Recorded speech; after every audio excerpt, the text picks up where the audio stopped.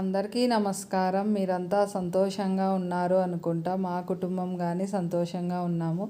నేను ఓ పక్క ముగ్గు పెడతా అంటే ఓ పక్క గాలిదేవుడు దుబ్బుకొని పోతా అన్నాడు. ఎంత నిదానంగా కష్టపడి తేమ క్లాత్ పెట్టుకొని తుడుచుకుంటా ముగ్గు పెడతా అన్నాను. ఇంక ఈ నెల ఇంకా కొన్ని రోజులే లేండి, గాలి తగ్గిపోతుంది. బాగా చక్కగా ఎంత ముగ్గు పెట్టినా కదలకోకుండా ఉంటుంది. ఇంకా మాకు బండ్లు ట్రాఫిక్ కానీ ఫుల్గా ఉంటుంది. అయినా కానీ మనం ముగ్గులు మటుకు ఇడిచిపెట్టము. ముగ్గులు మటుకు ఎంతన్నా గాలి రాని ఎంతన్నా ట్రాఫిక్ ఉన్ని ముగ్గులు పెట్టుకొని ఒక 5 నిమిషాలు బాగా దానిలో తనివి తీరా చూసుకొని పూజ చేసుకుంటే, దీపారాధన చేసుకుంటే అంత ప్రశాంతత ఉంటుంది. బాగా నాకు ఇంటి ముందర చూసుకుంటేనే నా ఆరోగ్యంగా కుదట పడుతుందేమో అనుకుంటా. నేను నా చెట్లు, నా ఇంటి ముందర నా వాతావరణాన్ని నేను సృష్టించుకోండి. భగవంతుని దయతో నేను కొంచెం సృష్టించుకున్నాను. ఇది ఆయన దయ లేనిదేం మనం ఏం చేయము. కానీ ఆ స్వామి దయ, మా శ్రీవారి దయ, మా అమ్మ మా నాన్న దయ, అందరి దయతోనే ఇంతమటుకు ఉన్నాను. లైఫ్ అంతా ఈ విధంగా ఇచ్చిన భగవంతుడు ఇట్లే దొబ్బుకొని పోతాను. స్వామి నాకు పెద్దగా ఇంకా కుదుట పడాలనేం లేదు. ఇప్పుడుండే ఆరోగ్యం ఇచ్చినా చాలు. నేనైతే చాలా ఇబ్బందులు పడినాలేండి. ఏ విధంగా పడినానంటే అంత బాధలు పడినాను ఆరోగ్యపరంగా. కానీ దేవుని దయతో కొంచెం కుదుట పడుతుంది. ఇంకా సోమవారం నిన్నటి వీడియోనే ఇంకా మామూలుగా మన దీపవర్ణం చదువుకున్న సోమవారం కాబట్టి ప్రతిరోజు శివయ్యకు కొన్ని నీళ్ళు ఓం నమ శివాయ అని అభిషేకం చేయాల. మన ఇంట్లో లింగం లేకుంటే ఫోటో రూపంలో ఉంటే ఏం పర్లేదు. మరి సోమవారం రోజు వచ్చి స్వామికి తెల్లటి పూలు, అమ్మవారికి ఎర్రటి పూలు కానీ సమర్పిస్తేనా మన కుటుంబంలో ఏమన్నా కలహాలు ఉన్నా కానీ తప్పుతాయని నేను చాలామంది ద్వారా విన్నాను. నేను కానీ చెప్పింటే చాలామంది చేసుకున్నారు. అర్ధనారీశ్వరులు ఫోటో పెట్టుకొని వాళ్ళకైతేనా మళ్ళీ భార్య భర్తలు బాగున్నారని చెప్పినారు నాకు 2-3. ఏదో నాకు తెలిసిండేది. కానీ తెల్లటి పుష్పము, ఎర్రటి పుష్పమే స్వామికి సమర్పించే అర్ధనారీశ్వర స్తోత్రం అని ఉంటుంది. అది సూర్యోదయానికి ముందే చదువుకొని ఆ విధంగా పుష్పాలు సమర్పించుకొని ప్రతిరోజు 41 రోజు చదువుకోవాలని నేనేం చేయలేదు. వేరే వాళ్ళ ద్వారా నేను విన్నాను. వేరే వాళ్ళకి 2కి చెప్పింటే వాళ్ళకైతే భార్య భర్తల అనుకూలంగా మరి 2 ఉన్నారంట. చెప్పినా అంతే. నేను మిమ్మల్ని ఏం చేయమనలేదు. నేను శివైది వచ్చింది కాబట్టి ఈ టాపిక్ చెప్పినా అంతే. మరి ఇంకా సాంబార్ చేసినాను. సాంబార్ పౌడర్ అయిపోయిండే. ఇంకా సాంబార్కి పెడితేనే బాటల్లో చూస్తే సాంబార్ పౌడర్ నిండుకుంది. సరే సాంబార్ పౌడర్ చేద్దామనేసి ఆ సాంబార్ పౌడర్ ఏ విధంగా చేస్తానో మీకు చూపిస్తాను. ఫస్ట్ వచ్చేసి సాంబార్కి పెట్టేసినాను. కందిబ్యాళ్ళు 1 గంట ముందు నానబెట్టేసేసి మళ్ళీ కందిబ్యాళ్ళను టమోటాలు ఉడికించుకున్నాను. మళ్ళీ పప్పు గిత్తి తీసుకొని దాన్ని బాగా ఎనిపేసి దాంట్లోకి వచ్చేసి ఏమేమి వేసినానంటే చింతపండు రసము, క్యారెట్, బంగాళాదుంప, 2 ఆనియన్స్, శనగిత్తనాలు, ఆ విధంగా స్వీట్ పొటాటో ఒకటి అమ్మవారి దగ్గర పూజా మందిరంలో పెడతానమే ఆ స్వీట్ పొటాటో కానీ అన్నీ కట్ చేసుకొని వేసుకున్నాను. దాంట్లోకి కొంచెం కారము, ఉప్పు, బెల్లము, పసుపు వేసేసి అవి ఉడుకుతున్నాయి. ఇంకా అంతలోనే సాంబార్ పౌడర్ చేసుకున్నామని సాంబార్ పౌడర్లోకి ఏమేమి కావాలో చెప్తాను. స్టవ్ వెలిగించేసి ఫస్ట్ కడాయి పెట్టేసినాను. దీంట్లోకి ఆయిల్ వేయకూడదు. అన్నీ డ్రై రోస్ట్ చేసుకొని పౌడర్ చేసుకోవాలా. ఫస్ట్ కందిబ్యాళ్ళు, శనగబ్యాళ్ళు ఫస్టే వేసుకోవాలా. ఎందుకంటేనా అవన్నీ తొందరగా ఎగుతాయి. ఇవి ఏగవు కాబట్టి తొందరగా. అందుకు ఫస్ట్ కందిబ్యాళ్ళు వేసి, శనగబ్యాళ్ళు వేసి, ఉద్దిబ్యాళ్ళు వేసేసి మిరియాలు, ధనియాలు, జీలకర్ర, మెంతులు, మిరియాలు, ధనియాలు, జీలకర్ర, మళ్ళీ వచ్చేసి ఎండు కరేపాకు, పచ్చి కరేపాకు వేసుకోవద్దండి. ఎండు కరేపాకు, జీలకర్ర, మరి వచ్చేసి బియ్యము అన్నీ బాగా డ్రై రోస్ట్ చేసుకోవాలా. డ్రై రోస్ట్ చేసుకున్న తర్వాత ఇంగు మీకు కావడితే గడ్డ ఇంగు అయినా వస్తుంది, మార్కెట్లో దొరుకుతుంది, అది వేసుకున్నా బాగుంటుంది.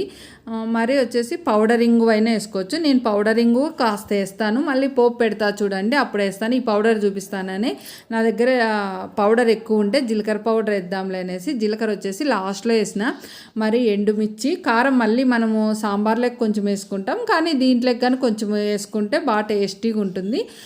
మీకు కావాలంటే దీనిలోకి అన్నిట్లోకి కొంచెం రాళ్ళు ఉప్పు వేసుకొని ఆడించుకోండి. వద్దు అనుకుంటే వేయనవసరం కానీ లేదు. సాంబార్ పౌడర్ అయితే ఈ విధంగా చేసుకొని నిల్వ చేసుకున్నామంటే 6 నెలలు నిల్వ ఉంటుంది. గాజు బాటిల్స్లోను స్టీల్ బాటిల్స్లోను పెట్టుకుంటే 6 నెలలు నిల్వ ఉంటుంది. ప్లాస్టిక్ బాటిల్లో ఎక్కువ రోజులు నిలువ పెట్టుకోవద్దండి. 1 నెల 1.5 నెలకు అయ్యేంతే పెట్టుకోండి. ఇంకా కాస్త ఆడిచ్చేటప్పుడు పసుపు కానీ వేసేస్తాను. పసుపు డైరెక్ట్ అయినా వేసుకోవచ్చు, లేదంటే పెనుములో లాస్టింగ్ ఆఫ్ చేస్తాం చూడండి, అప్పుడైనా వేసుకొని మిక్సీ పట్టుకునేది. సాంబార్ పౌడరు మనం ఇంట్లో తయారు చేసుకొని సాంబార్ చేసుకుంటేనే ఎంత టేస్టీగా ఉందంటే, సాంబార్ నేను తిన్నా కాబట్టి ఇప్పుడు వాయిస్ ఇస్తాను కాబట్టి చెప్తాను. ఈ నేను చూపించినవన్నీ కొన్ని చేసుకొని చూడండి, ఎంతో టేస్టీగా ఉంటుంది. మనం అన్నిటికైనా ఇవన్నీ ఒక 30 రూపాయలు 40 రూపాయలు ఖర్చు అయి ఉంటుంది. అన్నీ పౌడర్ చేసి పెట్టుకున్నామంటేనా మనకు ఒక బాటిల్ నిండా అక్కడ స్టవ్ పక్కన కనిపిస్తుంది, ఆ బాటిల్కి పైగానే అయ్యింది. అంత సాంబార్ పౌడర్ అయింది. మనకు బాగా చాలా రోజులు వస్తుంది. తక్కువ కుటుంబం ఉండే వాళ్ళకు, ఎక్కువ చాలా మంది ఉండే వాళ్ళకు చాలానే అవుతుంది. వచ్చేసి కొత్తిమీర ఇంకా సాంబార్లోకి వేద్దామనేసి ఇంకా అవన్నీ మనం వేయించి పెట్టినాం కదా, అవన్నీ చల్లగా గాల బాగా చల్లగా అయిన తర్వాతే మిక్సీ పట్టుకోవాలా. వేడివేడి ఎప్పుడే కానీ మిక్సీ పట్టితేనా మనం మిక్సీ పట్టేటప్పుడు మూత జార్లు ఎగురుతాయి, చాలా ప్రమాదం వస్తుందంట. అందువల్ల మిక్సీ వేడివేడివి పట్టకూడదని చెప్తారు. మనకు చెప్పిండవే ఎవరైనా చెప్పింది మనం వినాలా. మనకు తెలియని విషయాలు ఎవరైనా చెప్తా అన్నారంటే అది వింటే మనకేం నష్టం ఏం రాదు. ఈ విధంగా చల్లగా అయిన తర్వాత, పూర్తి చల్లగా అయిన తర్వాత మిక్సీ పడదాంలే అనేసి ఇంకా అంతా చల్లగా అయింది. ఇంకా సాంబార్ కానీ అన్ని వెజిటేబుల్స్ అన్నీ ఉడికేసినాయి. ఇంకా మాకు సోమవారం కదా, నిన్న మీకు కాయగూరలు చూపిస్తేనే ఇంకా మార్కెట్కి పోవాలా, ఇంకా అన్నీ అవొకటి ఉంటే సాంబార్ పెట్టేసినాను. ఈ సాంబార్ వచ్చేసి ఇడ్లీకి బాగుంటుంది, పొంగల్కి బాగుంటుంది, రైస్కి బాగుంటుంది, దోశకి బాగుంటుంది. మనం తింటేనా ఏ దానికైనా బాగుంటుంది. బాగా టేస్టీగా చేసుకొని బాగా కుటుంబంతో సంతోషంగా తిని ఆనందంగా ఉన్నాము. మనం ఉండే అన్ని రోజులు ఆనందంగా ఉండడానికే ప్రయత్నిద్దాము మనం అందరము. మరి వచ్చేసి ఇంకా చల్లగా అయిందిలే అనేసి, అది ఇత్తలది కదా అసలు చల్లగే కాదు తొందరగా, అందుకు నేను జార్లోకి తీసేసి చల్లగా అయిన తర్వాత మిక్సీ పట్టినాను. ఈ విధంగా ఇంత పౌడర్ అయింది చూడండి. ఆ బాటిల్కి పైగానే అయింది, 1.5 బాటిల్ అయింది. ఇంకా సాంబార్లోకి వేసేసి ఒక 5 నిమిషాలు మరిగిచ్చేసి పోపు పెట్టేసేది. పోపు ఏమేమి పెట్టినానంటే ఆయిల్ పెట్టేసి స్టవ్ మీద కడాయి పెట్టేసి, చిన్న కడాయి పెట్టి ఆయిల్ పెట్టేసి దాంట్లోకి వచ్చేసి ఆవాలు, జీలకర్ర, ఎండుమిర్చి, ఆనియన్స్, సాంబార్కు ఇంగువ కొంచెం వేసేసి ఇంగువ వేసేసి పోపు పెట్టేసిన, పచ్చి కరేపాకు కానీ వేసేసి అట్లా లాస్ట్లో వేసేసి సాంబార్లోకి వేసేసిన. సాంబార్ ఈ విధంగా తయారైంది. సాంబార్ పొడి కానీ వేసేసినాను. అసలు మళ్ళీ పచ్చి కొబ్బరి నేను అక్కడ మీకు స్టవ్ దగ్గర చూపిస్తేనే ఆ పచ్చి కొబ్బరి, వెల్లుల్లి కానీ సాంబార్ ఆడిచ్చిన కదా జార్లో, దాంట్లోనే ఆడిచ్చేసి ఈ సాంబార్లోకి కలిపేసినాను. అసలు అది ఉడుకుతా అంటేనే ఎంత స్మెల్ వస్తుందో, స్మెల్ చూస్తాను, అంత బాగుంది. ఇంకా బాగా టేస్టీగా ఉంది. అసలు సాంబార్ అయితేనే అంత బాగుంది. ఈ విధంగా పౌడర్ చేసుకొని సాంబార్ చేసుకోండి. మన ఇంట్లో మన చేతులతో చేసి పెడితేనే మన పిల్లలు ఎవరెవరు భర్తలు వాళ్ళు సంతోషంగా ఉంటావా, నా భార్య ఇంట్లో చేసి పెట్టింది అనేసి చాలా హ్యాపీగా పడతారు. ఇంకా డ్యూటీలు వాళ్ళు పాపం చాలా ఇబ్బందులు వాళ్ళకు. ఎప్పుడన్నా వీలు దొరికినప్పుడు చేసి పెట్టుకున్నామంటే, నిలువ పెట్టుకున్నామంటే చాలా రోజులు నిలువ ఉంటుంది చూడండి. స్టీల్ బాక్సుల్లో పెట్టుకోండి, ప్లాస్టిక్ బాక్సుల్లో కాకోకుండా. ప్లాస్టిక్ బాక్స్లో పెట్టుకునే వాళ్ళు నెలకు ఒకసారి అట్లా చేసుకోండి. అది మంచి ప్లాస్టిక్ బాటిల్ వాడండి. ఇప్పుడు తక్కువ రేటు ప్లాస్టిక్ బాటిల్స్ వాడడం వల్ల మనకు అనారోగ్యాలు తొందరగా వస్తాయంట. కాబట్టి మనం మంచి ప్లాస్టిక్ అన్నా వాడడానికి ట్రై చేయండి. లేదనుకో ఇంకా గాజు బాటిల్స్ అయితే చాలా మంచిది, గాజు స్టీలు మంచివి. ఇంకా మళ్ళీ సాంబార్ పెట్టేసేసి ఇంకా పూలు విక్కొని రాళ్ళ.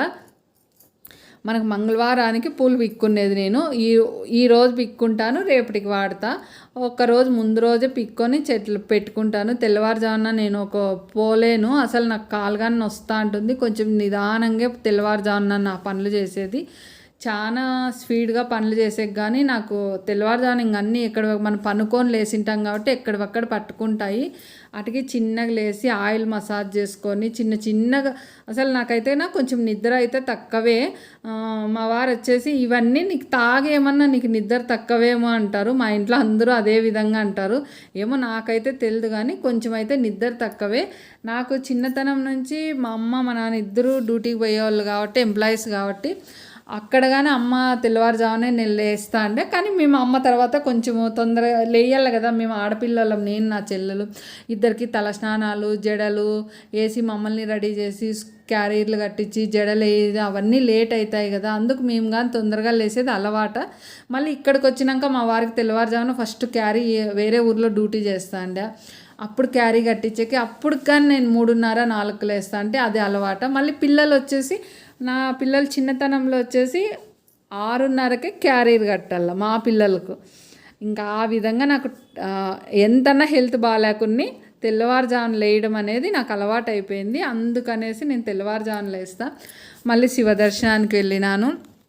సోమవారం అనేది ప్రతిరోజు వెళ్తాలేండి, సోమవారం కాబట్టి స్వామిని వీడియో తీస్తున్నాను. మీరు కానీ నిన్న స్వామిని దర్శనం చేసుకుంటారనేసి. త్రిలింగేశ్వర్లు, మాకు త్రిలింగేశ్వర గుడి అని ఎందుకు త్రిలింగేశ్వర్లు అంటుంది అనుకుంటారు కదా, 3 లింగాలు ప్రతిష్ఠించినారు, అందుకు త్రిలింగేశ్వర దేవాలయం అనేసి పేరు పెట్టినారు. చాలా బాగుంటారు స్వామి. వాతావరణం అంటేనా శివాలయంలోకి వెళ్తేనా అంత బాగుంటుంది. మళ్ళీ ఎవరో చండీ హోమం చేపించుకుంటున్నారు ఈ దంపతులు ఇద్దరు, ఇక్కడ కూర్చున్నారే వాళ్ళు. చండీ హోమం నాకు తెలిసినంత వరకు మనకి ఏం సమస్య వచ్చినా కానీ చండీ హోమం చేయించుకుంటేనా పరిష్కారం దొరుకుతుందంట. అంటే అమ్మవారు దారిస్తారు, మనం నిజాయితీగా చేస్తామే ఆ పనులకు అమ్మవారు దారిస్తారంట, మనకు మార్గం చూపిస్తారు. నాకు అట్లాంటివి మాట్లాడేకి రాదు, కానీ తెలుసు కానీ మాట్లాడేకి రాదు. మనం వచ్చేసి మరొక వీడియోలో కలుద్దాం.